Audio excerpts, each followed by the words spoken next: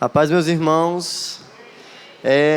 Inicialmente falando, é um prazer estar aqui, pregar no lugar em que eu cresci. Eu quero agradecer à presidência, a todos os que compõem o departamento de missões da nossa igreja.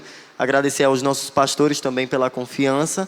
E sem muita demora, porque o tempo já está avançado, eu gostaria de convidá-los a abrir na primeira carta do apóstolo Pedro. Primeira carta do apóstolo Pedro, capítulo 4, versículo 7. Lá no final das Escrituras, depois de Tiago, primeira carta do apóstolo Pedro, capítulo 4, versículo 7. Amém? Vixe, como tão rápido demais, graças a Deus. Vamos ler a partir do versículo 7. Nós utilizaremos apenas o versículo 7 e 8, mas eu gostaria de ler com vocês até o 11. Amém? Versículo 7 diz o seguinte: o fim de todas as coisas está próximo. Portanto, sejam criteriosos e sóbrios para poderem orar. Acima de tudo, porém, tenham muito amor uns para com os outros, porque o amor cobre a multidão de pecados. Sejam mutuamente hospitaleiros, sem murmuração. Sirvam uns aos outros, cada um conforme o dom que recebeu, como encarregados de administrar bem a multiforme graça de Deus. Se alguém fala de acordo com os oráculos de Deus, se alguém serve, faça-o na força que Deus lhe dá, para que com todas as coisas Deus seja glorificado por meio de Jesus Cristo, a quem pertence a glória e o domínio para todo sempre. Amém. Vamos ter mais um momento de oração? Senhor, nós te agradecemos pela tua palavra e queremos te pedir que não apenas os nossos ouvidos estejam abertos, mas que o nosso coração esteja disposto a ouvir a tua voz. Que o nosso coração esteja apto para receber a mensagem que vem do trono da tua graça. Ajuda-nos, porque sem ti nada podemos fazer. É assim que nós te oramos em nome de Jesus. Meus irmãos, como nós bem sabemos, não é segredo para nós, toda a Escritura, todos os apóstolos, todos os profetas que escreveram suas cartas, que escreveram seus livros, que escreveram os livros históricos, proféticos, eles tiveram uma intenção daquelas escrituras. Eles não escreveram do nada para ninguém por causa de nada. Eles escreveram para alguém por causa de alguma coisa, com alguma motivação. O apóstolo Pedro, ele é o autor da carta que nós lemos agora, e essa carta ela foi escrita para um povo que estava sofrendo muito. Essa carta foi escrita para os cristãos no período da perseguição, que estavam localizados na Ásia Menor, e esse povo estava sofrendo bastante. É importante que nós olhemos não apenas para as Escrituras para entender o sofrimento desse povo, mas entender também os livros de história falando a respeito da perseguição da igreja primitiva. Os cristãos eram lançados aos leões, os cristãos eram jogados aos leões sendo bebês, sendo mulheres grávidas, sendo homens de família, sendo idosos. Bastava ser cristão que o sofrimento no período da igreja primitiva e da perseguição da igreja romana num contexto romano era garantido. Bastava ser cristão que você seria perseguido. E o apóstolo Pedro, vendo isso, escreve a sua primeira carta. Ele escreve a sua primeira carta para um povo sofrendo, e eu gostaria de fazer com que nós olhemos para a verdade de que os cristãos, enquanto estão em tempo de peregrinação, eles devem seguir os passos de Cristo Jesus. E o apóstolo Pedro, nesse capítulo 4, a partir do versículo 7, ele fala algumas coisas que são necessárias que nós façamos e que aqueles cristãos estivessem fazendo naquele período de perseguição, para que eles tivessem bom êxito na carreira cristã, para que eles tivessem um bom combate, que o apóstolo Paulo falou, para que eles tivessem todas as coisas, os critérios da sua vida com excelência para o Senhor. E eu gostaria de que nós observássemos o primeiro versículo, e o capítulo 4, versículos 7 e 8, que diz o seguinte: o fim de todas as coisas está próximo, portanto, sejam criteriosos e sóbrios para poderem orar. Tantas coisas que o apóstolo Pedro poderia exemplificar para o povo, para que eles fossem criteriosos. Tantas coisas que o apóstolo Pedro poderia fazer para que aquele povo recebesse um consolo. Os pais morrendo, as mães morrendo, quem sabe um filho recebe a carta do apóstolo Pedro. Ele poderia dizer tantas coisas, quem sabe os seus pais estão no reino de Deus. Quem sabe outras coisas que confortariam o coração daqueles homens, daquelas mulheres. Mas ele diz: sejam criteriosos para poderem orar. Numa perspectiva humana, com certeza nós perguntaríamos: sim, e o que é que tem a ver? O que eu posso fazer num tempo tão difícil desse? Eu vou ter que orar? E o apóstolo Pedro é muito bem claro. Ele é muito claro com relação ao dever dos cristãos. As disciplinas espirituais, num contexto de perseguição, num contexto de peregrinação, são importantes para todo cristão. A palavra fala tanto no Antigo Testamento quanto no Novo Testamento a respeito da oração. Daniel orava 3 vezes ao dia. Jesus, ele ficava recluso do povo e Jesus era perseguido todos os momentos. Jesus curava, Jesus fazia milagres, operava prodígios, operava maravilhas, libertava endemoniados, mas Jesus, ele se excluía daquele meio, naquele momento, para poder falar com o Senhor. O poder da oração, é importante que nós frisemos isso, não está naquele que a faz. O poder da oração não é somente para aquelas mulheres que vêm para o círculo de oração. O poder da oração não é apenas para os presbíteros ou pastores. A oração em si, ela tem força e tem poder por causa daquele que é poderoso para fazer infinitamente mais do que aquilo que pedimos ou pensamos. Então não é porque nós oramos que a oração tem poder por si só, mas é porque aquele que ouve a nossa oração tem poder para fazer o que estamos clamando. É porque aquele que ouve a nossa oração é bondoso e misericordioso para fazer infinitamente mais do que aquilo que pedimos ou pensamos. E é o apóstolo Pedro apontando para as disciplinas espirituais e mostrando a importância da oração na vida de um cristão. Quando nós vamos para Atos 12, o próprio apóstolo Pedro, que escreveu essa carta, está preso. A igreja do outro lado está intercedendo pelo apóstolo Pedro. O Senhor manda um anjo e Pedro é liberto. Esse mesmo apóstolo Pedro é o que andou com Cristo Jesus no período do seu ministério e foi aquele que viu de perto o maior padrão de oração que já existiu. O mestre dos mestres, Cristo Jesus.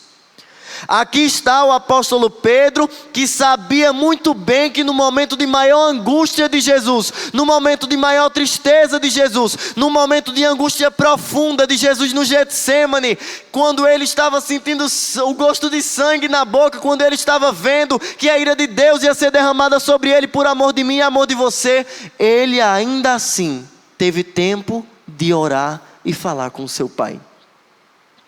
E isso é preocupante para mim e para você, porque se Cristo Jesus, num momento tão difícil de levar sobre si as nossas enfermidades, os nossos pecados, teve tempo de orar, qual é a desculpa que nós damos diariamente ao Senhor para não levantar a nossa voz e falar com o nosso Pai? Qual é a desculpa do nosso coração para ver o padrão de Cristo Jesus em oração e dizer: Senhor, hoje não deu tempo.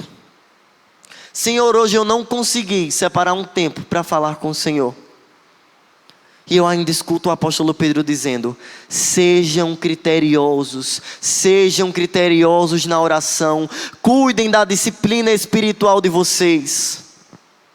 Certa vez perguntaram a um homem de Deus qual era o mais importante, a oração ou a leitura da palavra? E ele disse: um pássaro não voa apenas com uma asa. Para que você tenha um bom voo na sua vida cristã, para que você tenha um bom voo na sua vida com Deus, você precisa ter as 2 asas.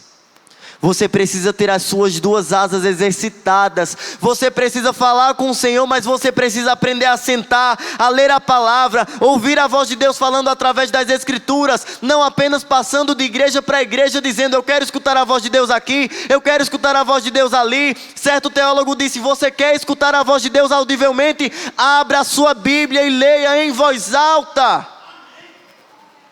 Abra a sua Bíblia dentro de casa.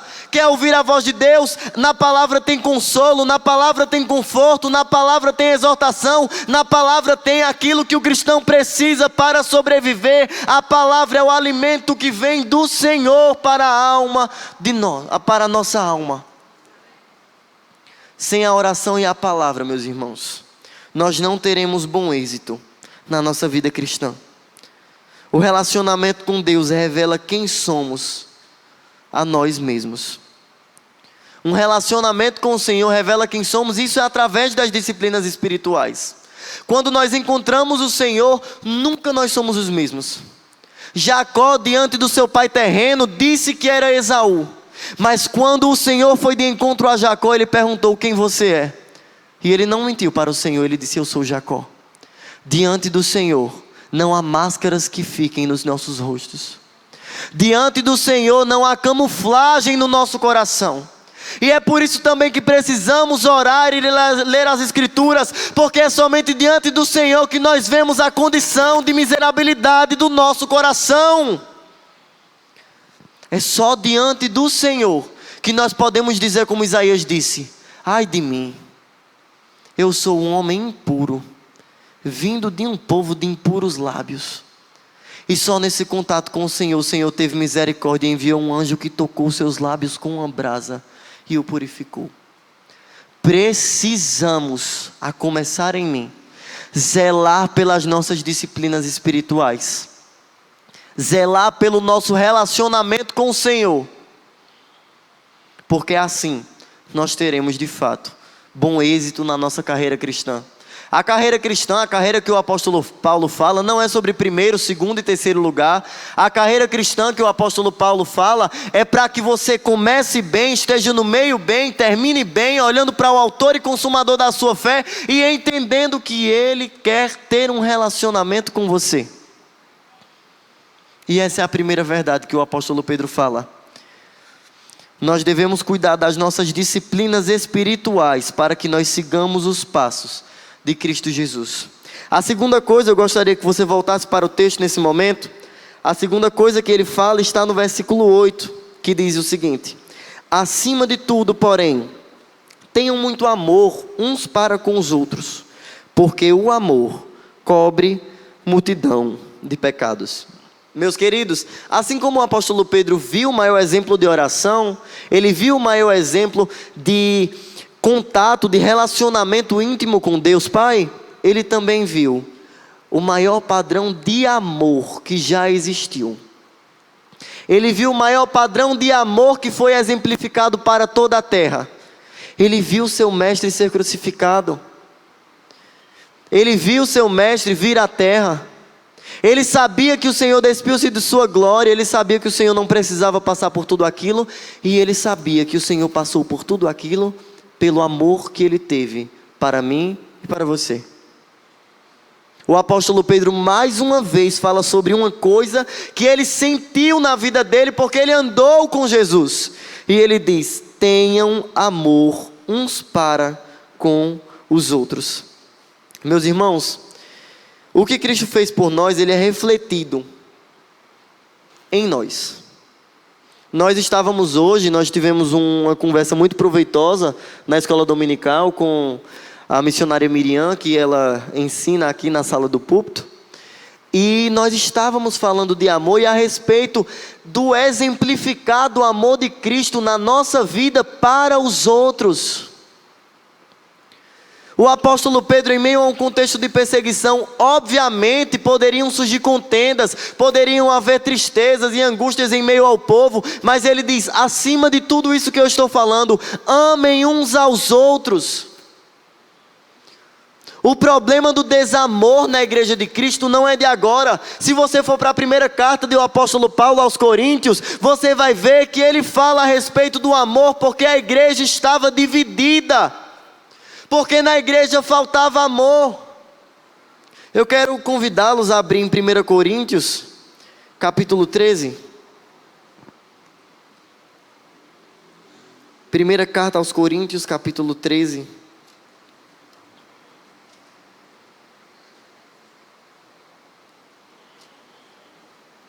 O apóstolo Paulo, após falar sobre várias coisas dentro da igreja, após exortar aquela igreja, ele começa a falar sobre o amor no capítulo 13, ele diz o seguinte: ainda que eu fale as línguas dos homens e dos anjos, se não tiver amor, serei como bronze que soa, ou como símbolo que retine.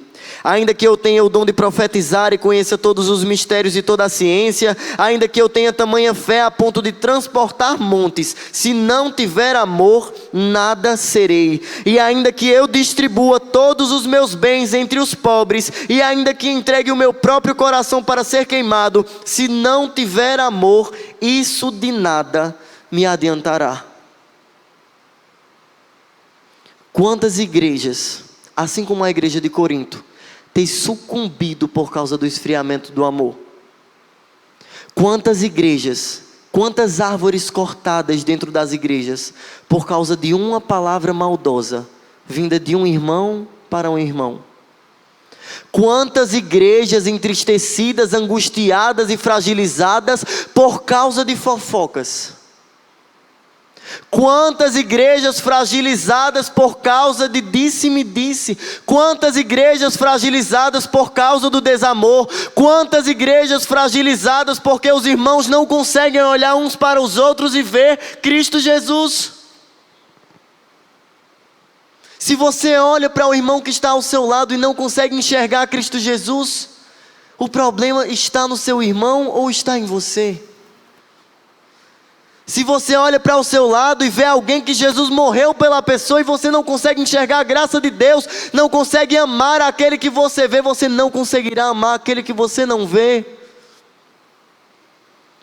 A palavra diz que Jesus disse, em João capítulo 13, versículo 35, ele disse: assim, é só assim que conhecerão que vocês são meus discípulos. Só assim conhecerão que vocês são meus seguidores. Só assim conhecerão que vocês são cristãos, quando vocês amarem uns aos outros. Se isso não for missão também, eu não sei o que é. Exemplificar ao mundo o amor de Cristo, através do amor para uns com os outros, tem se tornado um dos maiores desafios da igreja, por causa do esfriamento do amor dentro da igreja. Quantas igrejas que não têm sido destruídas de fora para dentro, mas têm sido destruídas de dentro para fora, por causa da falta de vigilância dos próprios cristãos em amar uns aos outros. E meu irmão, naquele período o povo tinha o mesmo defeito que você tem. Deixa eu lhe contar isso. Tinha gente que era fofoqueira nas igrejas primitivas, óbvio. Senão o apóstolo Paulo não exortava quanto a isso. Óbvio que tinha gente que brigava por tudo. Óbvio que tinha partidarismo, porque eu prefiro tal pessoa, porque eu prefiro Apolo, porque eu prefiro tal pessoa. Óbvio que tinham esses problemas. Esses problemas não são novos. A igreja de Cristo tem que amar de tal forma uns aos outros, que esses problemas são mínimos em comparação ao amor revelado por Cristo Jesus na cruz do Calvário a morrer por nós. Quando você olhar para o seu irmão, quando você olhar para o defeito do seu irmão, lembre do que o apóstolo Pedro disse, mas lembre também que como seu irmão é difícil, você também é. E ainda assim a palavra diz: suportem uns aos outros. Amem uns aos outros. Coloquem os outros como superiores a vocês. Submetam-se uns aos outros. Que coisa difícil de fazer. E isso só pode ser feito quando nós compreendermos do amor de Cristo Jesus na nossa vida. E assim, o mundo conhecerá que nós somos discípulos de Cristo. Quem é o Cristo que a igreja tem apresentado? Se o mundo conhecerá que somos discípulos de Cristo quando nos amarmos, Se a igreja não está se amando, de maneira generalizada, obviamente, de que forma o mundo tem conhecido o Cristo que nós servimos? Precisamos amar os nossos irmãos, e assim o amor, exemplificado por nós, fará com que Jesus seja conhecido em todas as nações, no nosso trabalho, na nossa escola, aonde nós temos os nossos âmbitos relacionais. Ali o Senhor será conhecido quando nos amarmos uns aos outros. E por fim, meus irmãos, eu gostaria de chamar a atenção para o capítulo 4, versículo 7 ainda. Volte para a primeira carta do apóstolo Pedro.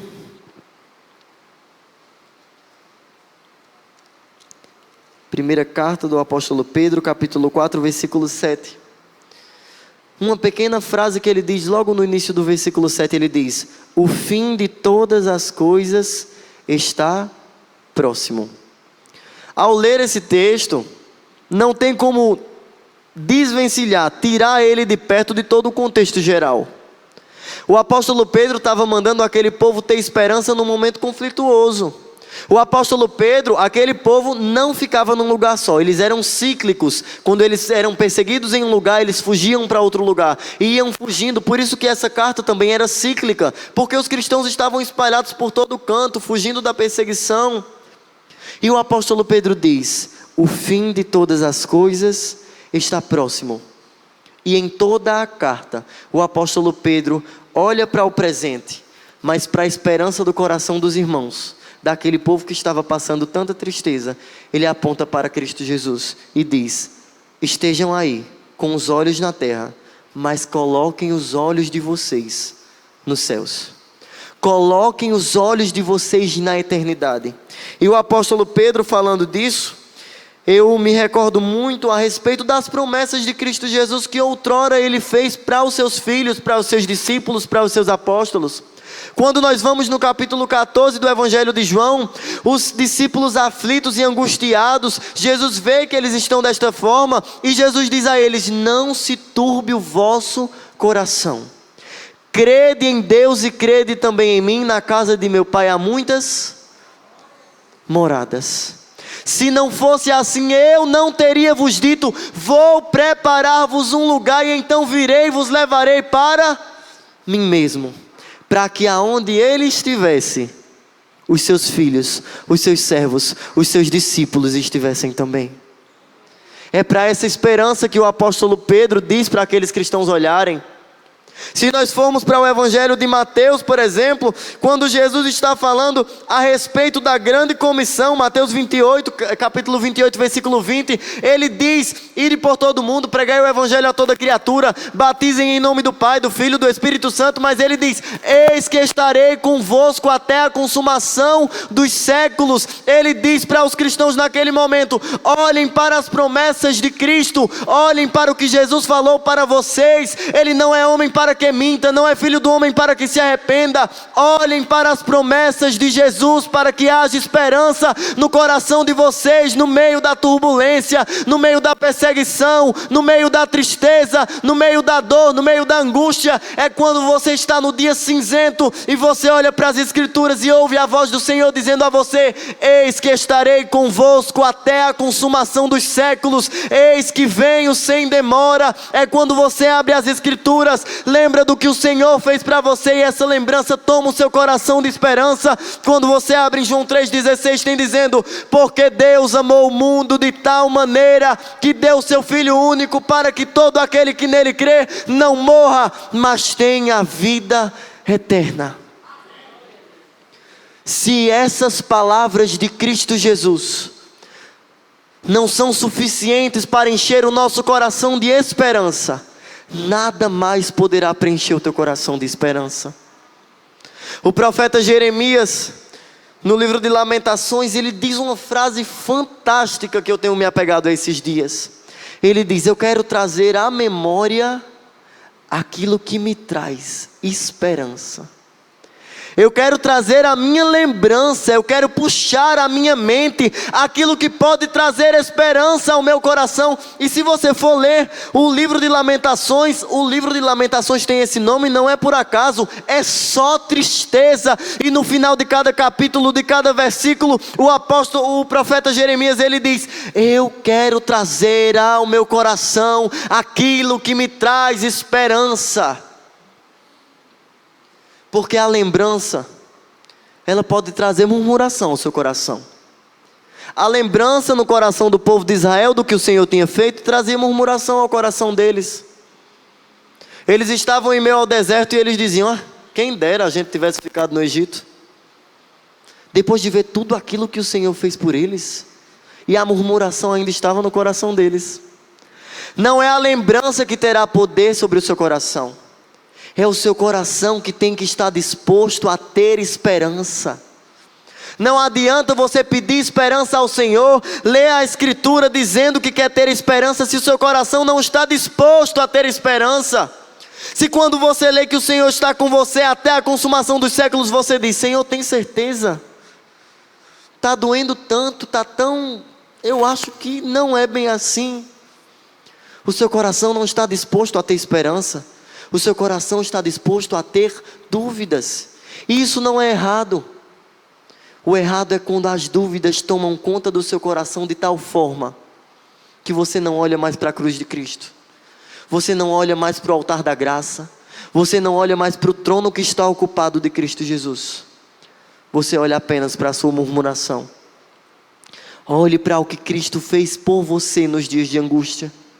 Nos dias de angústia dentro da sua casa, olhe para o que Jesus fez por você. Nos dias de angústia dentro do seu trabalho, olhe para o que Jesus fez por você.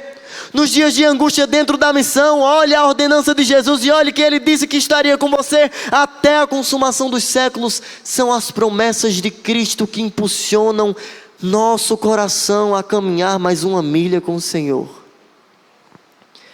E não é somente pelo que Ele fez que nós vivemos.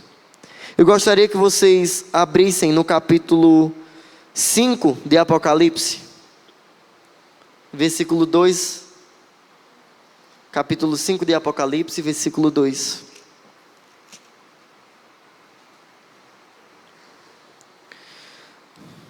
Versículo 2 a versículo 9, diz assim: vi também um anjo forte que proclamava com voz forte: quem é digno de quebrar os selos e abrir o livro? Ora, nem no céu, nem sobre a terra, nem debaixo da terra, ninguém podia abrir o livro, nem mesmo olhar para ele. E eu chorava muito, porque ninguém foi achado digno de abrir o livro, nem mesmo de olhar para ele. Então um dos anciãos me disse: não chore, eis que o leão da tribo de Judá, a raiz de Davi, venceu para quebrar os 7 selos e abrir o livro. Então vi no meio do trono e dos 4 seres viventes e entre os anciãos, em pé, um cordeiro que parecia que tinha sido morto. Ele tinha 7 chifres, bem como 7 olhos, que são os 7 Espíritos de Deus enviados por toda a terra. O cordeiro foi e pegou o livro na mão direita daquele que estava sentado no trono. E quando ele pegou o livro, os 4 seres viventes e os 24 anciãos se prostraram diante do cordeiro, tendo cada um deles uma harpa e taças de ouro cheias de incenso, que são as orações dos santos, e cantavam um cântico novo, dizendo: digno és de pegar o livro e de quebrar os 7 selos, porque foste morto e com teu sangue compraste para Deus os que procedem de toda tribo, língua, povo e nação, e para o nosso Deus os constituíste reinos, sacerdotes, e eles reinarão sobre a terra. Falta esperança no seu coração? Ouça a voz de um dos anciãos dizendo: digno é o cordeiro de abrir o livro, desatar os 7 selos. Aquilo que ninguém poderia fazer, o cordeiro de Deus fez por nós. No dia de angústia, olhe para Cristo. No dia de tristeza, olhe para as promessas de Deus. Nos dias de temor do seu coração, olhe para as promessas e que elas sejam vivas no teu coração. Digno é o Cordeiro de abrir o livro e desatar os 7 selos. E para finalizar, meus queridos, eu gostaria de que vocês abrissem Apocalipse capítulo 21, versículo 4.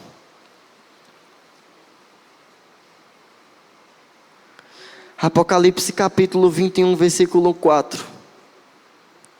Diz o seguinte: e ele enxugará dos olhos toda lágrima, e já não existirá morte, já não haverá luto, nem pranto, nem dor, porque as primeiras coisas passaram. Nos dias de angústia que você estiver passando, olhe para o Senhor e olhe para o Cordeiro que abriu o livro, desatou os 7 selos. Olhe para Ele e diga: eu estou firme nas tuas promessas, porque o Senhor não somente enxugará dos meus olhos toda lágrima, mas o Senhor é poderoso para destruir o mal que assola a humanidade, porque o pecado será destruído e nós viveremos uma vida com Cristo Jesus por toda a eternidade. Quando o seu coração estiver aflito, olhe para as promessas de Cristo. Quando você estiver quase sem forças, olhe para Cristo Jesus. Eu quero convidar o Márcio para que nós louvemos uma canção. E essa canção fala a respeito da vinda de Cristo. Eu queria convidar a igreja para ficar de pé para louvar conosco. E esse louvor diz: eu não vou me apegar com as coisas daqui, porque eu sei há um lugar que me espera. Eu vou morar com o Cordeiro Santo de Deus. Eu vou morar com aquele que morreu por mim. Eu vou olhar para as promessas de Cristo. Vamos louvar juntos, dizendo que Ele virá num piscar de olhar.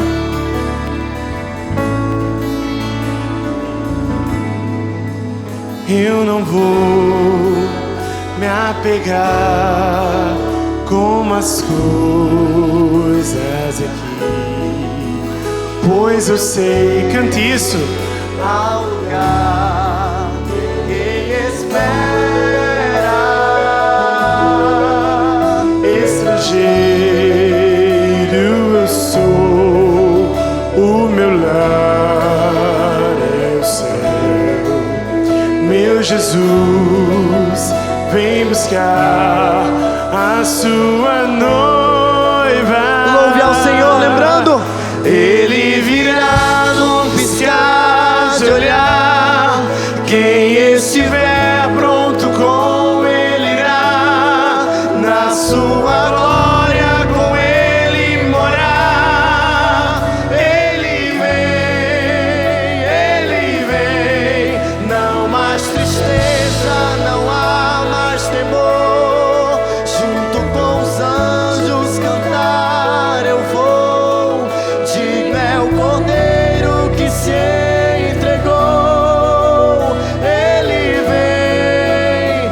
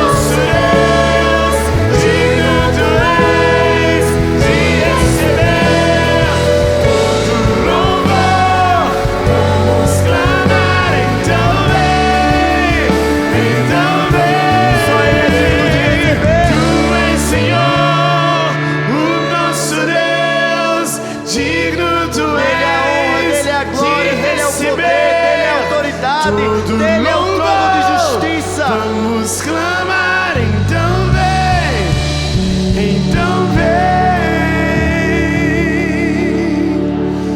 O rei está voltando. O rei está voltando. A trombeta está soando.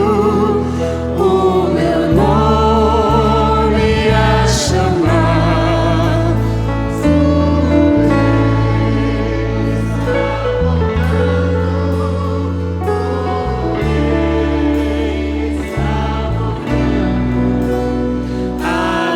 Aleluia, Ele vem me buscar. Você tem certeza, O rei está voltando. O rei está voltando. A trombeta está soando. Meu nome.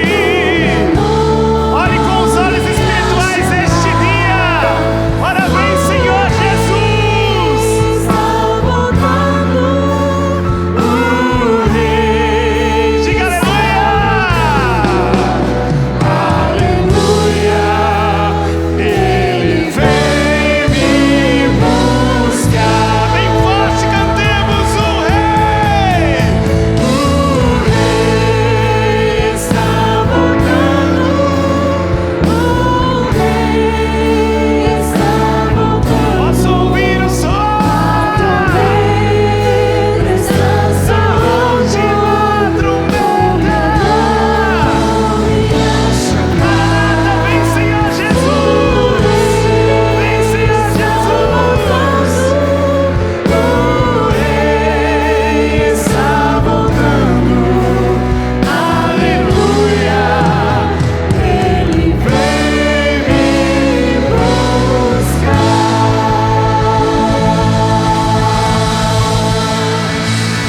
Aleluia. Glória a Deus. Erga suas mãos para os céus, vamos orar ao Senhor. Pai, te adoramos, ó Deus, te exaltamos, ó Pai. Te damos graças, Senhor Deus, por este culto tão abençoado, Senhor Deus. Te damos graças, Senhor Deus, porque o Senhor falou aos nossos corações nesta noite. Ó Deus, que nós possamos voltar para casa, Senhor Deus, com os nossos corações cheios da Tua palavra, cheios da Tua graça, Senhor Deus, com a nossa mente, Senhor Deus, cheia do Teu Espírito Santo, Pai. E que esta semana, Senhor Deus, seja uma semana abençoada, seja uma semana alegre, seja uma semana feliz, ó Pai, para o Teu povo, Pai. Ó Deus, quando nós chegarmos no nosso trabalho, as pessoas possam olhar para a gente e dizer o que foi que aconteceu com você neste fim de semana. O seu semblante está diferente e a gente possa dizer: é a graça de Deus que está sobre nós. Ó Deus amado, louvado seja o Teu nome. Leva o Teu povo para casa em paz. Guarda, Senhor Deus, a todos debaixo da Tua santa proteção, em nome de Jesus. E que a graça do nosso Senhor e Salvador Jesus Cristo, o amor de Deus e a comunhão do doce Espírito Santo seja sobre todo o povo de Deus, desde agora e para sempre. Amém. Os irmãos sentam.